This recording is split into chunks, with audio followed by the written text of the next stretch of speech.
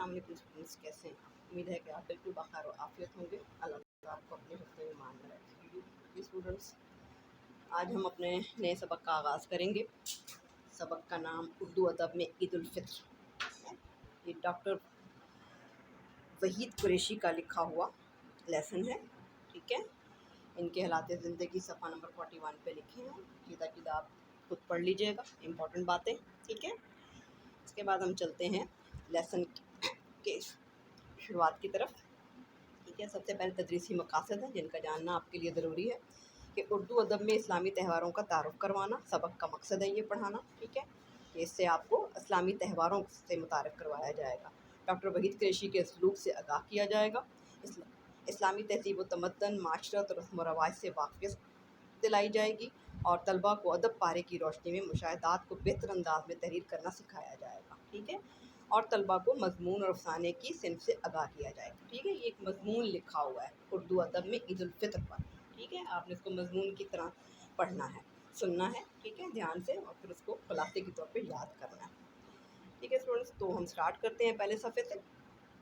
अल्फाज माने आपको लिखी सूरत में मिल जाएंगे, आपने सुनने भी हैं गौर से। ठीक है, थोड़ा सा मजमून जो होता है ना, ज़रा खुश तहरीर होती है। ठीक है, तवज्जो तलब होती है, बस तवज्जो से सुनेंगे तो आपको आ जाएगा।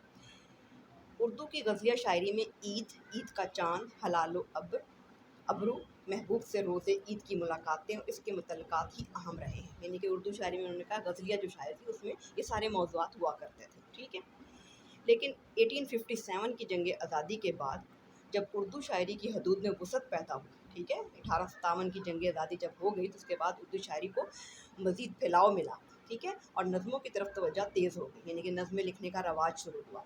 तो ईद के मौजू में भी अशारती और अलामती इम्कानात ज़्यादा उजागर हुए। ठीक है, यानी कि इशारों की ज़बान, अलामत की ज़बान में शायरी ईद के हवाले से की जाने लगी। ठीक है बच्चों, ये वजाहत सुनते जाएं, आपने खुलासा जब लिखना है तो इसी तरह वजाहत करनी है। और उर्दू शायरी को 1857 के बाद मिली एहसासात की तर्जुमानी का वसीला भी बनाया गया। ठीक है, और इस तरह से मुसलमानों के फ़िक्री ज़िंदगी के खतोखाल ने उर्दू अदब में इस्लामी इक़दार और रवायात की पासदारी के अमल को शदीद से शदीद तर कर दिया। ठीक है, यानी कि त्यौहारों को बयान करके उनका रवायात के साथ उनको शामिल किया गया। ईद उल फितर पर नज़मों की कसरत का सबब भी यही है। ठीक है, यानी कि बहुत ज़्यादा नज़में लिखी गई ईद उल फितर के मौजू पर, और शोरा व अदबा ने जब तख्लीकी जौहर के हवाले से इन अफ़कार की पेशकश का सामान फराहम किया तो ये मौजू कई जहतों में फैल गया, यानी कि इस मौजू को कई और दूसरे मौज़ूआत तक ले गए। ईद को महज खुशी या ईद के चाँद को महज साल में एक बार झलक दिखाकर गायब होने के हवाले से देखने के बजाय उसे मुसलमानों के तहजीबी और फ़िक्री ज़िंदगी की वसी तर जोग्राफिया से मिला दिया गया। यानी कि सिर्फ यही नहीं है कि त्यौहार आया हमने खुशी मनानी, ईद का चाँद देखना, उसको मज़ीद उसके तहजीबी और फ़िक्री ज़िंदगी यानी कि सोचना भी है कि ईद के पीछे हमारा मकसद क्या है। ईद का मकसद पता है ना आपको, सब मिलने मिलाते हैं, तो इसमें हमने और भी लोगों का ख्याल रखना है। ठीक है जी, जैसे ईद के मौज़ूआत में नई नई बारीकियाँ पैदा करके उसे अदबी खुशी के मिले जुले जज्बात तक ले गए। ठीक, गुलदस्ता ईद में मौज़ूआत सहन ईदगाह में मुलाकात और दरून खाना ईद मिलन तक महदूद नहीं रहे। ठीक है, दरून खान के अंदर खाने तक ही ईद मिलन नहीं, ठीक है, या ईदगाह में इकट्ठा होकर ही नहीं। ठीक है, मतलब उसके मौज़ूआत में वसअत पैदा होती गई, बल्कि जज्बात की वसी तर रकबों में लाकर दिखाया गया। ठीक है, यानी कि उसको मज़ीद यानी कि बहुत ज़्यादा फैला कर आपको बताया गया शायरी में।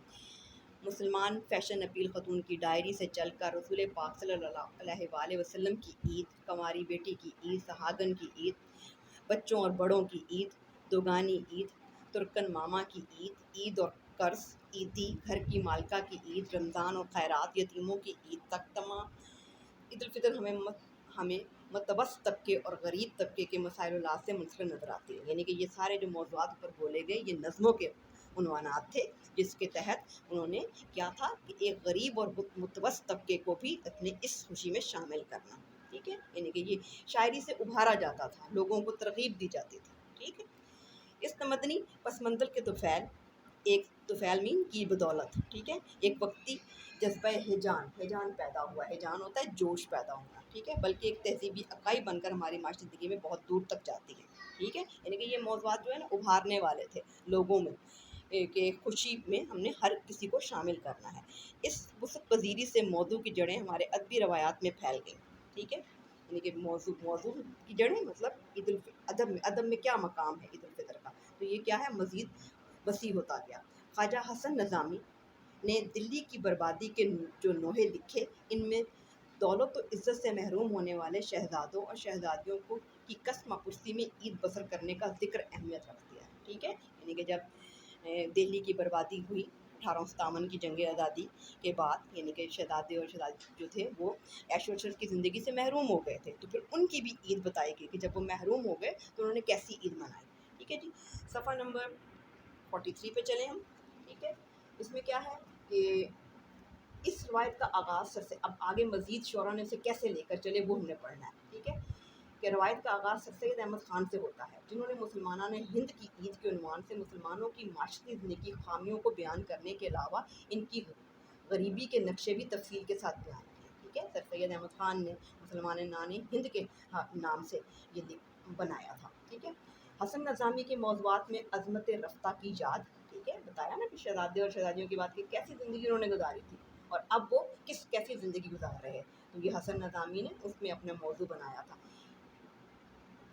عید کو علامتی حوالہ عطا کرتی ہے، یتیم شہزادے کی عیدگاہ غریباں کویتو دینی جذبے کی شدت اور مذہبی عبور سے گہری وابستگی کو ظاہر کرتے ہیں، یعنی کہ مختلف شاعروں کی شاعری کے حوالے سے یہاں بات کی گئی ہے، ٹھیک ہے، سر سید احمد خان اور حسن نظامی کے۔ اگلے پیراگراف میں دیکھیے گا کیا کہتے ہیں، ان نثر پاروں کے اثرات ہمارے شعری روایات پر بھی بڑے پڑے ہیں۔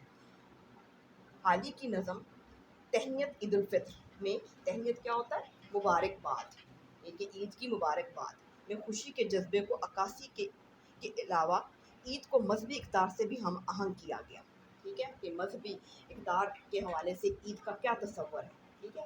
آگے بچوں شعر ہیں، شعر میں نہیں پڑھ رہی، آپ خود پڑھ لیجئے گا کیونکہ صرف ایک پیٹرن دیا ہوا ہے، ٹھیک ہے، اس کا ہمارے اس سبق پہ آپ نے جب خلاصہ بھی لکھنا ہے تو اس میں شعر نہ لکھیے گا، ٹھیک ہے، صرف ان کا بتا دیجیے گا کہ اس نے اس شعر میں کیا کہا ہے، اس شعر میں کیا کہا ہے، ایسے، ٹھیک ہے۔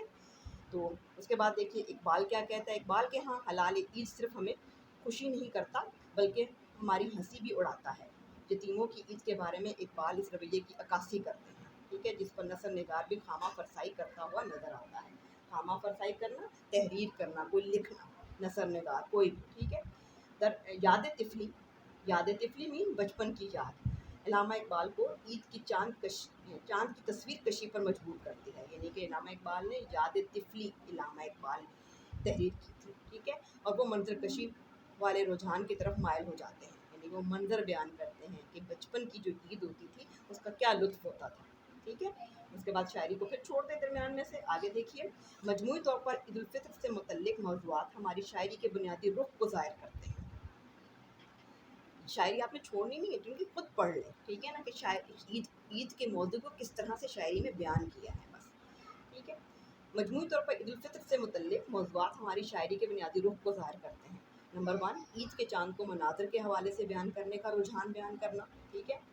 اس کے بعد عید کو داخلی مسرت اور خارجی حالات سے منسلک کرنے کا رویہ، یعنی کہ کس طرح سے انسان اندر اور باہر سے خوش ہوتا ہے اور پھر عید کا تہوار مناتا ہے، ٹھیک ہے۔ اس کے بعد ہے جی تیسرا حلال عید کو ملی عزائم کی علامت، ملت کے عروج و زوال کی علامت اور تہذیبی و تمدنی زندگی کے احساس کے طور پر قبول کرنے کا رجحان، یعنی کہ 3 قسم کی جو باتیں ہیں وہ علامہ اقبال کی شاعری میں آپ کو عید کے حوالے سے ملیں گی، ٹھیک ہے جی۔ اس کے بعد آ جائیں پیج 44 پہ، ٹھیک ہے، اس میں مختلف شاعروں کی آپ کو شاعری بتائی گئی ہے، وہ آپ نے دیکھ لینی ہے خود سے۔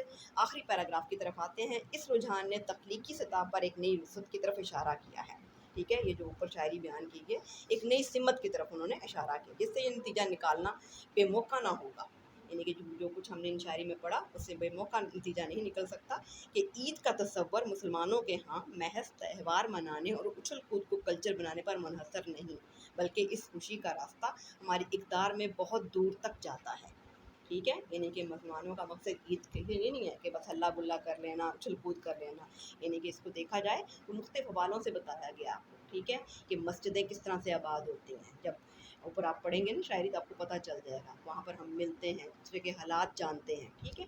تو اس طرح سے ہے، جس سے عید کے بارے میں اردو شعراء کی تخلیقات کو ایک نئی سمت ہی نہیں ملتی، بلکہ ان کا تعلق ہمارے داخلی رویوں کے ساتھ اتنا گہرا ہے کہ ہماری شعری روایت میں یہ عمل صرف یک طرفہ مناظر کشی تک ختم نہیں ہوتا۔ ٹھیک ہے، عید کی شاعری ہماری شعری روایات کا ایک اہم اور ناقابل فراموش حصہ ہے۔ ٹھیک ہے، یعنی کہ اس کو اب آپ نے سمپل اپنے الفاظ میں کہ شعر بار بار وہ بات ایک جیسی بتا رہا ہے، تو آپ نے 2-3 جملوں میں اس کو اس طرح سے بیان کرنا ہے کہ خلاصہ اس کا تیار ہو جائے۔ ٹھیک ہے، تھوڑا سا خشک مضمون ہے، لیکن آپ اگر توجہ دیں گے تو انشاءاللہ یہ آپ کو یاد ہو جائے گا۔ ٹھیک ہے اسٹوڈنٹس، تو آپ اب اس کو اچھی طرح سے خلاصے کے طور پر یاد کیجیے۔ انشاءاللہ اگلی ویڈیو میں اس کا ایکسرسائز ورک کریں گے۔ اس وقت تک کے لیے اللہ حافظ۔